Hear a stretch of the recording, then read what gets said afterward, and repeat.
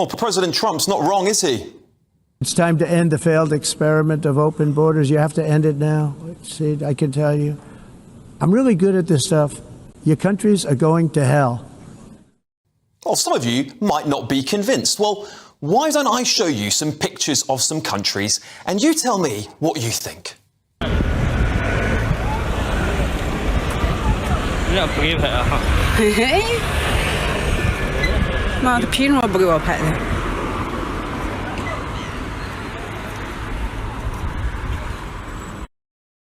Yep, well, that's Paris, France. It looks more like a tent city than a capital city of one of the most prosperous countries in the world. And how's it going in Sweden? Here's a report setting out some of the facts.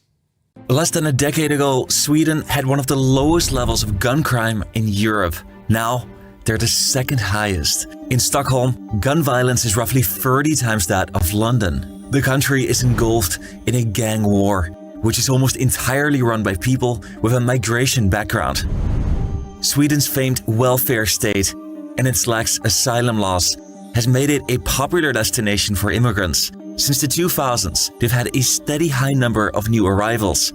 But in 2015, it peaked at over 160,000. Of these non-Western immigrants, nearly half are unemployed. They are also 9 times more dependent on government welfare. Yeah, well, Sweden used to be one of the safest countries in Europe. But no, of course, the left would say it's completely unrelated to immigration, isn't it? An explosion of gangs has nothing to do with soaring immigration. Let's check in on Germany too, shall we? These are Germany's huddled masses. All of these people are seeking a better life in Germany. But such are the numbers that each of them can spend all day waiting here to register as a refugee and still not get inside to see an official. Tempers often fray and fights are common.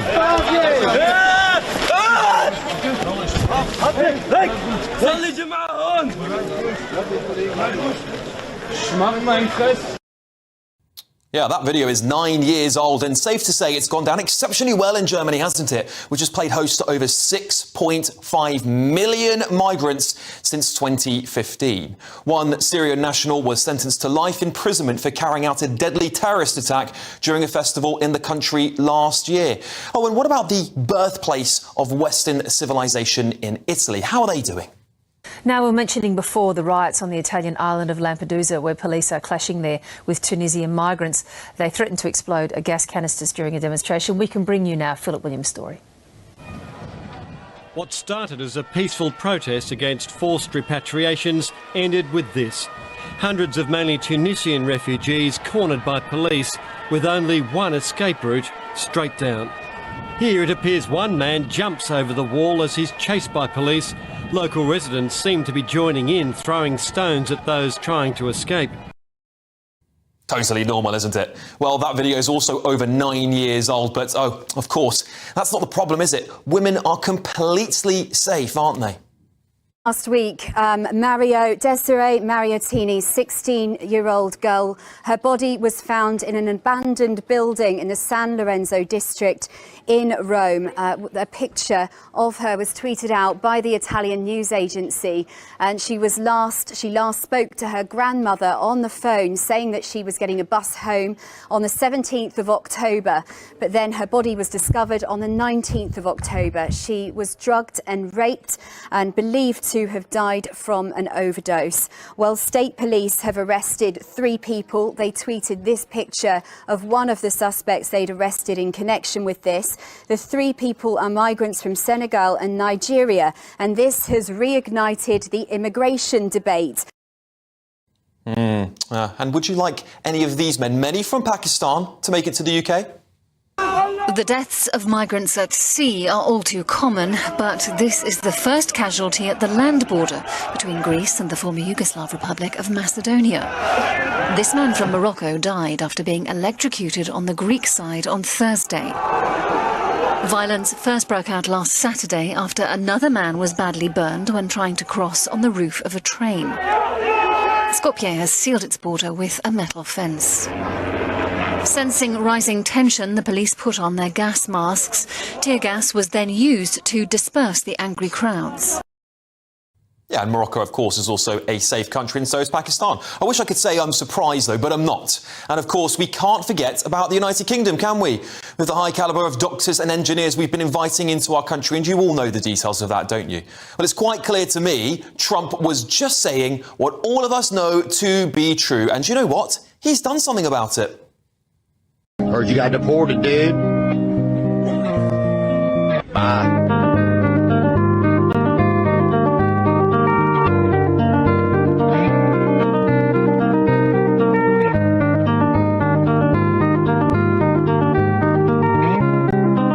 They simply stopped coming. They're not coming anymore. We're getting a lot of credit, but they're not coming anymore.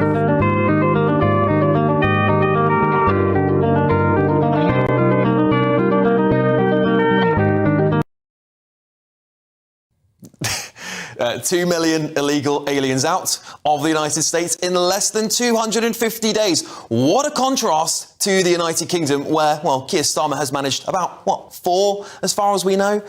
And before I get the thoughts of my superstar panel, I'm now joined by a senior advisor for the US Agency for Global Media and close President Trump confidant, Carrie Lake. Carrie, thank you so much for joining me. I played those clips there because I want the audience to remember this isn't just a UK issue. This is a European phenomenon as much as it is happening as well in the United States of America. Do you agree with Donald Trump that our countries are going to hell? 100%. And if it weren't for President Trump, we would have already fallen into the abyss here in America. But as you just played on that video, 200 million illegal immigrants in America have been given homecomings back to their homeland. And I think it's a beautiful thing, not only for them, everyone loves their homeland, but it's a beautiful thing for us as we go to protect our homeland. We have a lot more work to do here. As we had suffered through a massive invasion over the past 4 years under Joe Biden's failed leadership. But President Trump's worried about the whole world. He's worried about the collapse of Western civilization, and he wants to help save Europe. I think that's a very noble thing to do. I thought his speech was powerful. I think the people of the world are standing up and cheering for President Trump. Indeed. And what can we do here in the United Kingdom? Of course, Trump did mention illegal migration when asked at a press conference here during the state visit just a week ago or so. What is it, do you think, the action we need to take here, not just in the United Kingdom, but across Europe, Carrie?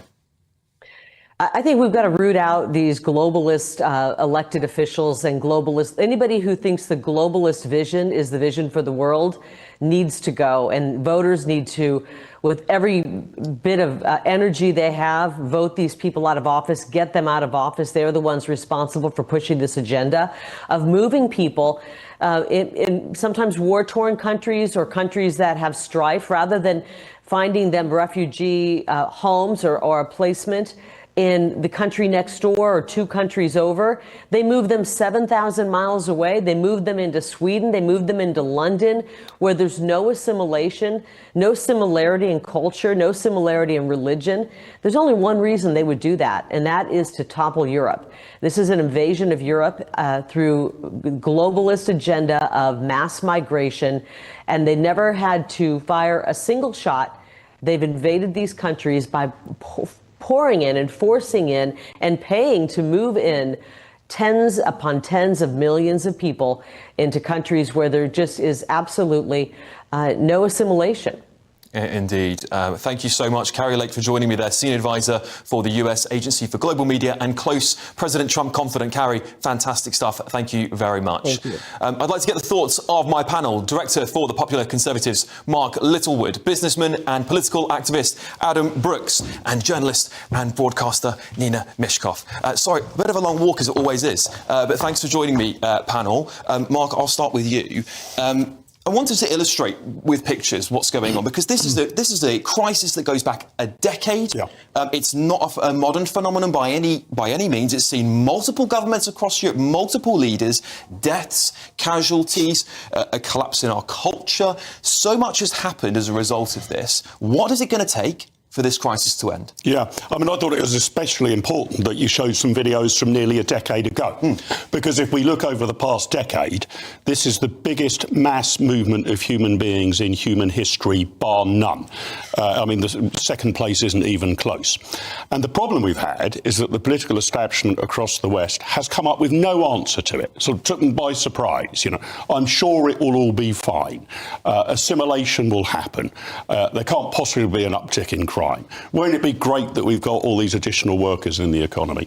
I mean, insofar as there's been a response at all, it's been that. And that has been found catastrophically wanting. That's why Donald Trump spoke to the UN in stony silence this week. He was laughed at in 2018.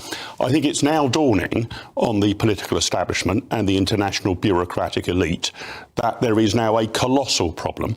We did not nip it in the bud. And basically, we've got to stop the pull factors. We've not changed our welfare state, which was designed for a stable indigenous population. We haven't changed the way it operates at all. So people are flocking in because they can get a slice of that. We've got to completely reset the rules of the game.